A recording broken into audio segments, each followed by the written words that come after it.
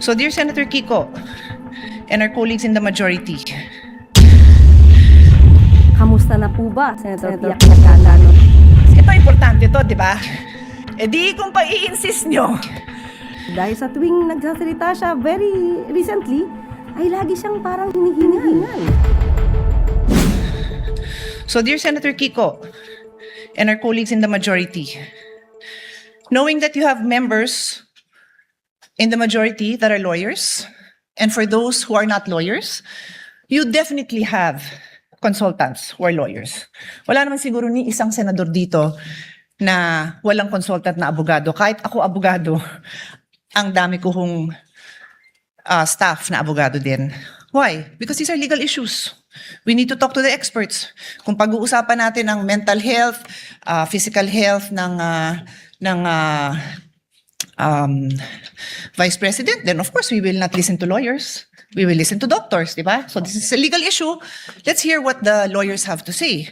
But let me just quote, because I know the Senate President doesn't have time to call on all the lawyers. So if you ask your lawyers in your staff, I'm sure nag-abala sila to look at the constitutional records, to look at the journal. I'm sure. And if they did not, please take your cell phone now and text your staff. What does the constitutional journal, the records of the debate show? Sinabi na po ni Senator Alan Cayetano, you can question him, you can doubt him. Ask your staff. May I ask you, dear colleagues, let's do our job well. The same way when you stand up and you tell me to do my job well and you disagree, I disagree with your point of view, I will listen intently to your point of view. And I'm looking at each one of you because this is our solemn duty. What does the Constitution say? Nakalagay doon, the Chief Justice, pag the President. Silent nga po sa iba. So sabi ng iba, at yan ang sinasabi ng Senate President natin na mukhang pwedeng iba. So we looked at what the constitutional framers said. What did they say? Nagdebate na po sila, colleagues. Nagdidebate tayo dito. Pag sinabi ng sponsor, ito na yung paliwanag, yung nag-i-interpolate at nagbibigay ng amendment, sinasabi niya, okay, yung pala paliwanag mo, okay na ako. No need to amend. Yun at yun din ang sinabi. Let's place ourselves in that position. Because that happens to us every day. Every day, somebody stands up and says, ano ibig sabihin nito? And the sponsor will explain. Pag hindi maliwanag, sasabihin nung nag-i-interpolate or nag-a-amend, ay papa-amend ko kasi hindi maliwanag or I want to improve it. Pero kung nagkaintindihan naman, okay na. Eh yun nga yung binasa, tanungin nyo naman po yung staff nyo. Or let's pause, let's all get a copy. Let's show it. Because this is the foundation of this trial na tama yung nakaupong presiding officer. So that's my first point. Mag-abala naman tayo.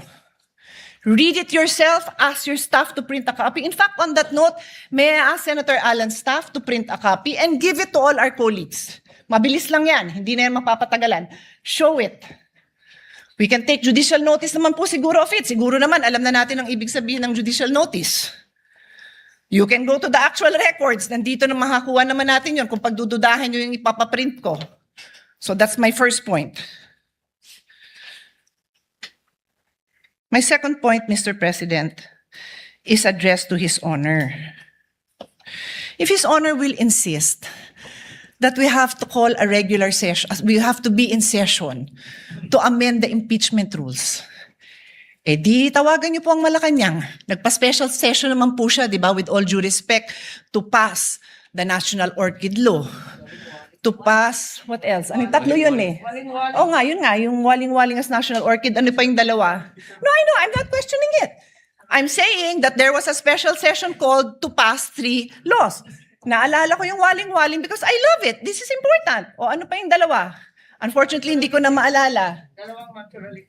Dalawang naturalization. Sports-minded po tayo. Love po natin yun. Nagkaroon ba ng laban between now and July para mag-special session tayo para doon? Hindi ko alam. But in any case, ito importante ito, di ba? E di kung pa-i-insist nyo na yung impeachment amendment na yan kailangan gawin ng special session, eh, mapapatawag tayo ng special session. Mukha namang very supportive naman ang Malacanang sa majority. Di ho ba? Pero I take the position that we are in impeachment court. We are already in impeachment court. Therefore, the amendments must happen here. Medyo common sense din naman po yan. I rest my case. Yun lang po. But as soon as the copies come, I will give it to you. Colleagues, look at it. Huwag tayong majority-minority botohan. Ayusin natin yung pagboboto natin dahil pinapanood tayo, pinapaniwalaan tayo, at umaasa sa atin ang taong bayan. Maraming salamat po. Under Judge Pia Cayetano, what is your pleasure, ma'am? Yes. If it's possible, Mr. President, if our Secretariat can install a monitor here because magkaka-stiff neck na po ako watching this. And it really doesn't look nice that I'm slouched there looking this way. So, and then this one here is a little bit, not for videos, but for the copies of affidavit, it's quite difficult. So if they can put one here, Secretariat- the others want another, but I can speak for those in the front row we would like to request. Thank you. The clerk of court, rather, since Nyo ang Malacanang, mukha namang very supportive ang Malacanang sa majority. Would you like to comment on that? Unang-una, gusto po nating kamustahin si Senator Pia Cayetano. Kamusta na po ba, Senator Pia Cayetano? Dahil sa tuwing nagsasalita siya very recently, ay lagi siyang parang hinihingal. At di natin alam kung excitement, anxiety, pero siguro napansin niyo rin na medyo hingal na hingal si Senator Pia sa kanyang pananalita. Well, anyway, kung yun ang kanyang suggestion, siguro hindi niya na kailangan mag-utos sa iba. Maaari naman niya siguro itong gawin.